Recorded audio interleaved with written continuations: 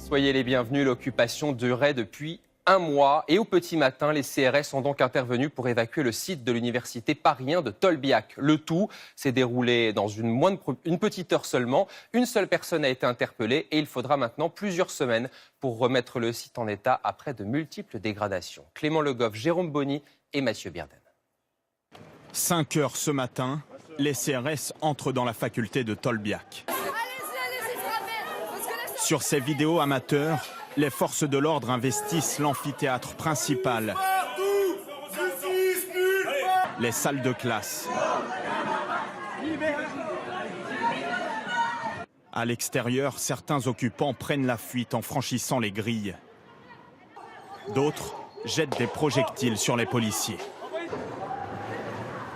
Une opération éclair. En 1 heure, le site est évacué.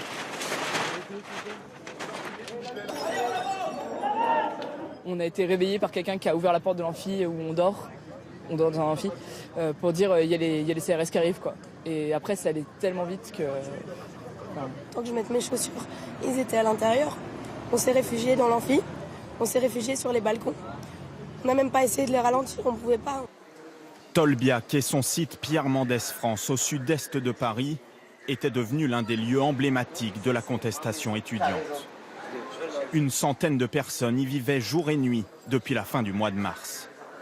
L'évacuation du site avait été demandée par le président de l'université. Aujourd'hui, les dégradations se chiffrent à plusieurs centaines de milliers d'euros. Toutes les chaires des amphithéâtres sont équipées d'ordinateurs. Un certain nombre d'entre eux ont été saccagés. Du matériel de vidéoprojection, c'est-à-dire des appareils suspendus pour tout ce qui est diaporama, film, etc. Des micros, des systèmes électriques, toutes les sonorisations des amphithéâtres. Donc il va falloir tout reprendre dans au moins 3 des 6 amphithéâtres à partir de rien. Des cocktails Molotov ont été découverts à l'intérieur des locaux et une personne a été interpellée pour rébellion et outrage. Ce midi, les CRS restent présents tout autour de l'université.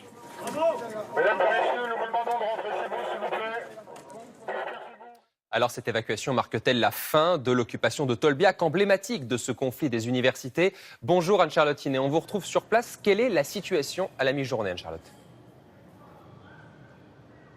Écoutez, il y a en ce moment même quelques centaines d'étudiants et de professeurs rassemblés sur le trottoir d'en face, tenus à l'écart de l'université par les forces de l'ordre déployées en nombre. Ils appellent à poursuivre la mobilisation et réclament notamment la démission du président de l'université. Ce qui est sûr, c'est que le bâtiment, lui, restera pour plusieurs jours au moins investi par les forces de l'ordre pour empêcher sa réoccupation. Et puis, il faudra encore plusieurs semaines, voire mois, pour assurer sa remise en état après les dégradations.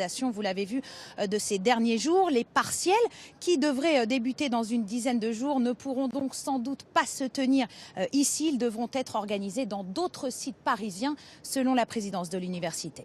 Merci Anne-Charlotte.